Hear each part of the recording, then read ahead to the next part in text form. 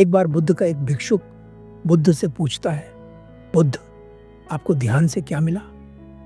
बुद्ध अपने भिक्षुक की बात सुनकर मुस्कुराते हैं और कहते हैं, कुछ नहीं।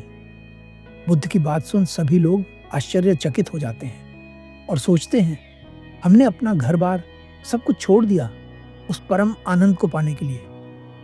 पर बुद्ध ऐसा क्यों कह रहे हैं कि उन्हें ध्यान से कुछ भी प्राप्त नहीं हुआ? क्या बुद्ध हमें बताना नहीं चाहते?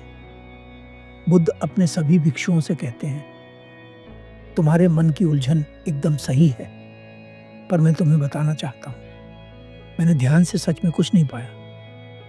बुद्ध का उत्तर सुन सभी लोगों के मन में एक निराशा सी छा जाती है। सब लोग सोचते हैं कि हमारा उद्देश्य तो परम आनंद को पाने का था, पर बुद्ध कह रहे हैं कि ध्यान से हमें कुछ भी प्राप्त नहीं होता।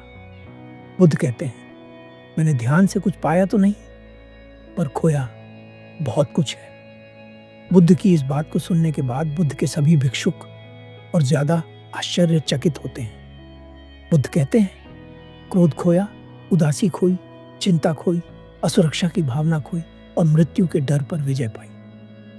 बुद्ध की बात सुन सभी लोगों के मन में खुशी की लहर दौड़ पड़ती है। बुद्ध कहते हैं, ध्यान का लक्ष्य कुछ पाना नहीं है, बल्कि उन सभी बुरी प्रवृत्तियों को खो देना है जिनके कारण अभी तक तुम परम सत्य से दूर हो।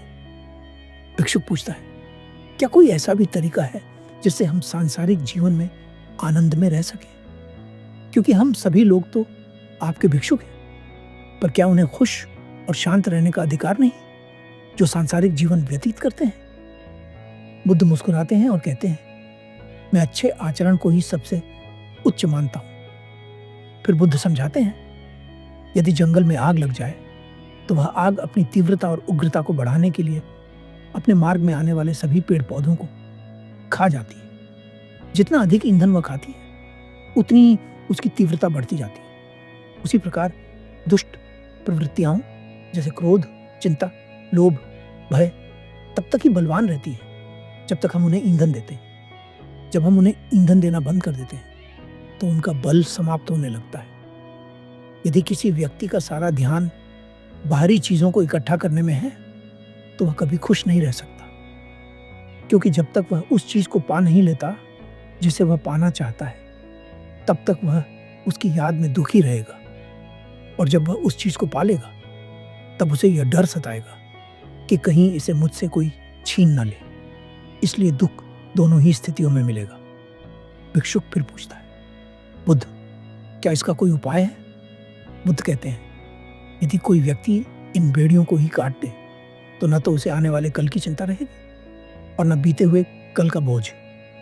भिक्षुक फिर पूछता है, बुद्ध, ये बेड़ियां क्या है? बुद्ध कहते हैं, ये बेड़ियां तुम्हारी नासमझी हैं। मनुष्य दुखी इसलिए होता है क्योंकि वह चीजों से अपने आप को जोड़ लेता है। यदि वह पूरी स्पष्टता के साथ ये देख ले कि कोई भी चीज चाहकर भी उसे नहीं जुड़ सकती, तो वह इन बेड़ियों को काट सकता है। हम सोचते हैं, ये मेरा है, वो मेरा है, पर वास्तव में कुछ भी हमारा नहीं, इवन यह शरीर भी हमारा नहीं है।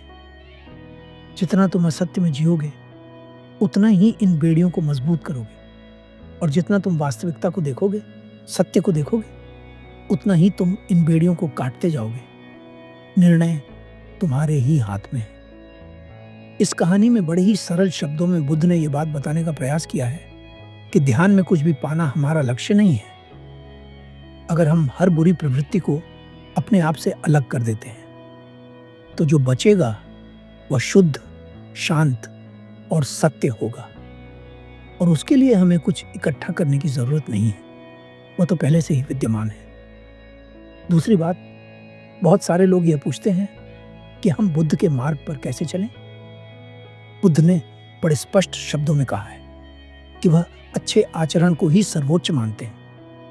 अगर आप अपने जीवन में अच्छा आचरण ला सकते हैं तो आप बुद्ध के मार्ग पर चल रहे हैं।